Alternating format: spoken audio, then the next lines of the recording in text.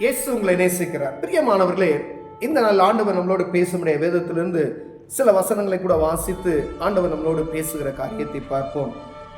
அது மத்தேயு புஸ்தகம் 9வது அதிகாரம் 2வது வசனம் இருந்து வாசிக்கிறேன். அங்கே படுக்கையில் கிடந்த ஒரு திமிர்வாதக்காரனை அவரிடத்தில் கொண்டு வந்தார்கள். இயேசு அவருடைய விசுவாசத்தை கண்டு திமிர்வாதக்காரனை நோக்கி, மகனே, திடன்கொள், உன் பாவங்கள் உனக்கு மன்னிக்கப்பட்டது என்றார். அப்பொழுது வேதபாரர்கள் சிலர் தேவதூஷணம் சொல்லுகிறான் என்று தங்கள் உள்ளத்தில் சொல்லிக் கொண்டார்கள். இயேசு அவர்கள் நினைவுகளை அறிந்து, நீங்கள் உங்கள் இருதயத்தில் பொல்லாததை சிந்திக்கிறது என்ன? உன் பாவங்கள் மன்னிக்கப்பட்டது என்று சொல்லுவதோ, எழுந்து நடவு என்று சொல்லுவதோ எது எளிது? பூமியிலே பாவங்களை மன்னிக்க மனுஷகுமாரனுக்கு அதிகாரம் உண்டு என்பதை நீங்கள் அறிய வேண்டும் என்று சொல்லி திமிர்வாதக்காரனை நோக்கி, நீ எழுந்து உன் படுக்கையை எடுத்துக்கொண்டு உன் வீட்டுக்கு போ என்றார். உடனே அவன் எழுந்து தன் வீட்டுக்கு போனான். திமிர்வாதக்காரன், ஃபிக்ஸ் வியாதி அப்படின்னு சொல்லக்கூடியது, அது பயங்கரமான கொடூரமான. அவருடைய தகப்பன் சொல்லுகிற அநேக நேரங்கள் இவனை தீயிலையும் தண்ணீரிலையும் தள்ளுகிறது அப்படி என்று எழுதப்பட்டு இருக்கிறது. எந்த நேரத்தில் அவன் விழுந்து போவான் அப்படி தெரியல. அப்ப ஆண்டவர் அவனை பார்த்து, மகனே, உன் பாவங்கள் உனக்கு மன்னிக்கப்பட்டது, நீ எழுந்து நடந்து போ அப்படின்னு சொல்றாரு. அவன் எழுந்து சுகத்தோடு கடந்து செல்கிறான். பிரியமானவர்களே, பல வருடங்களாய் அவனை போட்டு வதைத்து கொண்டிருக்கிற ஒரு வியாதி. ஆனா இயேசு என்னைக்கு அவன் பக்கத்துல வந்தாரோ, உன் பாவங்கள் உனக்கு மன்னிக்கப்பட்டது, எழுந்து நட அப்படின்னு சொன்னார். அவன் எத்தனை வருஷம் வியாதி உள்ளவனா இருந்தான்னு தெரியாது. அவன் பாவம் செய்தானா செய்தான் நமக்கு தெரியாது. ஆனா ஆண்டவர் சொன்னார், உன் பாவங்கள் உனக்கு மன்னிக்கப்பட்டது, நீ என்ன செய்ய? எழுந்தட.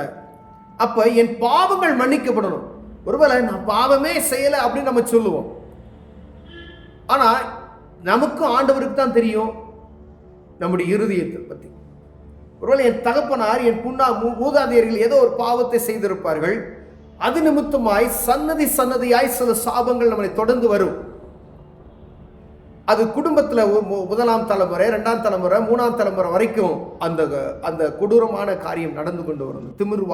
திமிர்வாதமான நோய் அலக்களித்து கொடூரமாய் மனிதனை வேதனைப்படுத்தும். பிரியமானவர்களே, ஆனா இயேசுவால் அற்புதம் செய்ய முடியும் என்பதை அறியாதபடி இருக்கிறோமே.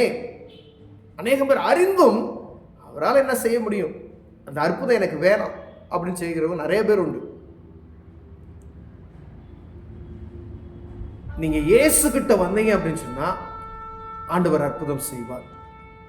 ஏன்னா மனிதனுடைய பாவத்தை மன்னிப்பதற்கு அவரால் மாத்திரமே அதிகாரம். அதை தான் தெரிஞ்சுக்கணும்னு சொல்லி அங்க இருக்கக்கூடிய சபையில் இருக்கக்கூடிய வேதபாரர்கள், பரிசேயர்கள் அவரை என்ன செய்றாங்க, தேவ தூஷணம் சொல்லுகிறான் என்று சொல்லி அவர்கள் முறுமுறுக்கிறதை பார்க்க முடிகிறது. அப்பதான் ஆண்டவர் சொல்லுகிறார், எது எளிது? உன் பாவங்கள் மன்னிக்கப்பட்டது என்று சொல்வதோ, எழுந்து நட என்று சொல்லுவதோ? மனுஷகுமாரனுக்கு பாவத்தை மன்னிக்க அதிகாரம் உண்டு என்பதை நீங்கள் அறிந்து கொள்ளும்படியாக இதை செய்தேன் என்று சொல்கிறார். அப்ப இயேசுவுக்கு பாவத்தை மன்னிக்க அதிகாரம் உண்டு என்பதை நான் அறிந்திருக்கிறேனா, நீங்கள் அறிந்திருக்கிறீர்களா என்று பார்க்கும்படி ஆண்டவர் உங்களோடு என்னோடு பேசுகிறார். ஏதோ ஒரு காரியம் பாவத்து நிமித்தமாய், சாபத்து நிமித்தமாய் நம்மை சூழ்ந்து கொண்டிருக்கிறது. ஏதோ ஒரு பிரச்சனை நமக்குள்ள இருக்கிறது. ஏதோ ஒரு வியாதி என் குடும்பத்தை தொடர்ந்து பிடித்து கொண்டு வருகிறது. சன்னதியாய் அந்த வியாதி என்னை தொடர்ந்து கொண்டு வருகிறது. இந்த சாபம் என்னை விட்டு வெளியே ஏறல. நானும் எத்தனை மந்திரவாதிகளை பார்த்துட்டு, எல்லா ஆலயத்துக்கு கடந்து சென்று விட்டு, எல்லா புண்ணிய ஸ்தலத்துக்கு போய்விட்டு வந்து விட்டு, ஆனால் ஒரு பரிகாரம் இதுக்கு என்னால் செய்து முடிக்க முடியவில்லை. இந்த வியாதி என்னை விட்டு நீங்கவில்லை. எத்தனை பேர் வருத்தப்படுறோம். ஏன்னா போகாத இடமே இல்லை, நான் பார்க்காத கடவுளே இல்லைன்னு வாங்க. ஐயா, அப்படிதான் இருக்கிற உங்களுக்கு இயேசு என்ற நாமத்தை உங்களுக்கு சொல்லுகிறேன். எப்படிப்பட்ட வியாதியில் இருந்தும் விடுதலை கொடுக்குவதற்கு அவரால் அற்புதம் செய்ய முடியும். ஏன்னா மனிதனுடைய பாவத்தை மன்னிப்பதற்கு அதிகாரம் உண்டு என்பதை வேதம் எழுதி வைத்திருக்கிறது. அதை அறிந்து கொள்ளணும். நம்ம ஒருவேளை என் பிள்ளைக்காண்டி நான் சுத்திக்கிட்டு இருக்கேன், இந்த வியாதியை மகனை விட்டு போக மாட்டேங்குதே அப்படின்னு சொல்லி உங்க பிள்ளைக்காய் எவ்வளவு நேரம் நீங்க பிரயாசம் எடுக்கிறீர்கள்? உங்க பிள்ளை சுகமாகணும் அப்படின்னு நீங்க நினைக்கிறீங்க. போனதும் அவர் கையை வைப்பாரு, வச்சதுமே சுகமாயிரும் நம்ம விரும்புகிறோம்.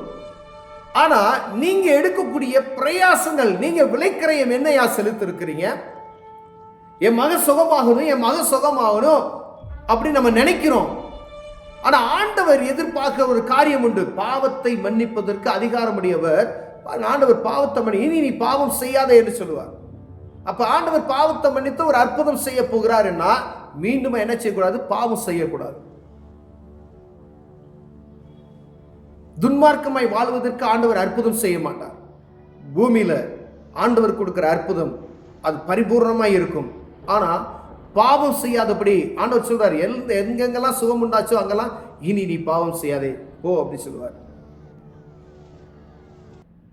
அப்ப நம்மை மாற்றிக்கொள்வதற்கு, நான் எப்படி வேணாலும் இருப்பேன், நான் மதுபான பிரியனா இருப்பேன், நான் எல்லாம் செய்வேன், நான் பொய் பேசுவேன், நான் ஆண்டவரை வழிபட மாட்டேன், ஆண்டவருக்கு நன்றி உள்ளவனா இருக்க மாட்டேன், ஆனா அற்புதம் நடக்கணும் அப்படின்னா நடக்காது. உங்கள் வாழ்க்கையில ஆண்டவர் மாற்றத்தை எதிர்பார்க்கிறார். அற்புதத்தை செய்கிற ஆண்டவர் வாழ்க்கையில மாற்றத்தை எதிர்பார்க்கிறார். அவர் பார்த்ததுமே தெரியும். இங்க திம்பர்வாதக்காரனை சுகமாக்கி ஆண்டவர் அனுப்புகிறார், இனி அவன் பாவம் செய்ய மாட்டான் அவருக்கு தெரியும். ஆனா நம்முடைய இருதயங்களை அவர் அறிந்திருக்கிறார். நம்ம பொல்லாத இருதயம் படைத்தவர்கள். சுகத்தை பெற்றுக்கொண்டு நன்றி இல்லாதபடி கடந்து சென்று விடுவோம். ஆண்டவர் எப்பொழுதும் அவர் அற்புதம் செய்யும் பொழுது பாவம் செய்யாதே, உன் பாவங்கள் உனக்கு மன்னிக்கப்பட்டது என்று சொல்ல. எத்தனை பேர் பாவ மன்னிப்பை பெற்றிருக்கிறோம்? வேதம் தெளிவாக சொல்லுகிறது, இயேசு கிறிஸ்துவின் ரத்தம் சகல பாவங்கள் நீக்கி சுத்திகரிக்கும். அங்க வேதபாரகரும் அவர்களும் அந்த சபையில் இருக்கக்கூடியவர்களுக்கும் ஆண்டவர் சொல்கிறார், பூமியிலே பாவங்களை மன்னிக்க மனுஷகுமாரனுக்கு அதிகாரம் உண்டு என்பதை நீங்கள் அறிய வேண்டும் என்று சொல்லி. அப்ப உலகத்தில் இருக்கிற எல்லா மனிதரும் அறிந்து கொள்ளும்படியா இந்த வேத வசனம் எழுதப்பட்டு இருக்கிறது. மனுஷகுமாரனுக்கு, இயேசு கிறிஸ்துவுக்கு மனிதனுடைய பாவத்தை மன்னிக்க அதிகாரம் உண்டு என்பதை நீங்கள் அறிந்து கொள்ள வேண்டும் என்று சொல்லி இந்த காரியத்தை சொன்னார் என்று எழுதப்பட்டு இருக்கிறது. எவ்வளோ இந்த வசனம் ஒவ்வொருவரும் நம்ம அறிந்து கொள்ளணும். பூமியில் இருக்க எல்லா மனுஷனுக்கும் இந்த வசனம் சொந்தமாக்கப்பட்டு இருக்க வேண்டும். ஏன்னா பலவீனம் இல்லாத மனிதன் யாரும் கிடையாது, பாவம் செய்யாத மனிதன் யாரும் கிடையாது, எப்பயுமே நான் பரிபூர்ணமாய் இருக்கிறேன் என்ற மனிதன் யாரும் கிடையாது. எந்த சூழ்நிலையிலையும் என் பாவத்தை மன்னிங்க ஆண்டவரே, எனக்கு விடுதலை கொடுங்கன்னு சொல்லி நீங்க கேட்பீர்களானால் ஆண்டவர் அற்புதமாய் சுகத்தை கொடுத்து மீண்டும் பாவம் செய்யாதபடிக்கு அதுக்கான பலனையும் தருவார். நம்ம இருதயத்தை பார்க்கிறார் பெரியவன். மனிதனோ முகத்தை பார்க்கிறான், கர்த்தரோ இருதயத்தை பார்க்கிறார் என்று வேதம் சொல்லுகிறது. நான் ஒரு மனுஷன் பேசிக்கொள்ளா அவன் மூஞ்ச பார்ப்போம், உள்ளத்திரியங்களை நம்ம அறிய முடியாது. ஆனா ஆண்டவர் நம்மை உருவாக்கினவர், தாயின் கருவில் உருவாகும் முன்னே நம்மை அறிந்திருக்கிறவர், பெயர் சொல்லி அழைத்தவர். நான் இப்படிதான் இருப்பேன், இவன் இப்படிலாம் சேட்டை பண்ணுவான் அவருக்கு தெரியும். அப்ப ஆண்டவர்கிட்ட ஒளிவு மறைந்த ஒரு உண்மையா இருந்துக்கணும், பாவம் செய்யாத அப்படின்னு சொல்ற. எப்படிப்பட்ட வியாதியையும், எப்படிப்பட்ட பாரமான காரியத்தையும், எப்படிப்பட்ட பலவீனத்தையும், எந்த பிரச்சனையும் அவரால் மாற்ற முடியும். அவர் ஒரு வார்த்தை சொன்னா போதும், எல்லாம் நடக்கும். அந்த விசுவாசத்தோடு, அந்த பரிசுத்தத்தோடு, இயேசு என் பாவத்தை மன்னிக்க அதிகாரம் இருக்கு அப்படின்னு சொல்லி விசுவாசத்தோடு நீங்க செயல்படுவீர்களானால் ஆண்டவர் அற்புதம் செய்ய வல்லமையுள்ளவராய் இருக்கிறார். பிரியமானவர்களே, எந்த வியாதியா இருந்தாலும் சரி அவரை நோக்கி பார்க்கல, ஒரு நாள் வெட்கப்பட்டு போவதில்லை என்று சொல்லி இருக்கிறது. அவரை நோக்கி பாருங்க. இயேசுவால் பாவத்தை மன்னிக்கப்படுகின்ற அந்த உண்மையான காரியத்தை நீங்கள் அறிந்து கொள்ளும் பொழுது ஆண்டவர் பெரிய காரியத்தை செய்ய வல்லமையுள்ளவர். இந்த இருதயத்தில் நீங்க அதை அறிந்தீங்கன்னா போதும், உடனே விடுதலை, உடனே விடுதலை. கண்களை மூடுவோம், ஜெபிப்போம். ஆண்டவரே, உங்கள் பாவங்களை மன்னிப்பதற்கு இயேசு எங்களுடைய பாவங்களை மன்னிப்பதற்கு உங்களுக்கு அதிகாரம் இருக்கிறது என்று நாங்கள் அறிந்திருக்கிறோம். ஆண்டவரே, இந்த நாளில் தெரிந்து கொண்டோம், என்னுடைய பாவத்தை மன்னிப்பதற்கு இயேசுவுக்கு அதிகாரம் உண்டு என்பதை நான் அறிந்து கொண்டேன். ஆண்டவரே, பூரண சுகம் தருவீராக. இதை பார்த்து கொண்டிருக்கிற அன்பு சகோதர சகோதரிகள் ஒவ்வொருவருக்கு விடுதலை இயேசு கொடுப்பீராக. பாவங்களை மன்னித்து அற்புதமாய் விடுதலை செய். இயேசுவின் நாமத்தில் பிதாவே, ஆமென்.